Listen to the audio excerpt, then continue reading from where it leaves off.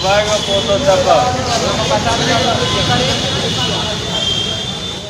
चुल्लू भर पानी डूब के मर जाना चाहिए इंसान को।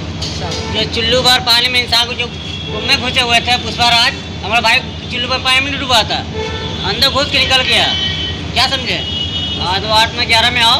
पिक्चर में मतलब खेसारी लाल कैसे लग रहा है? खेसारी लाल तो खेसारी लाल ये है, खेसारी लाल को दोबारा खेसारी लाल नहीं बनना है, ठीक है भाई। अब खेसारी लाल है तो खेसारी लाल रहेंगे।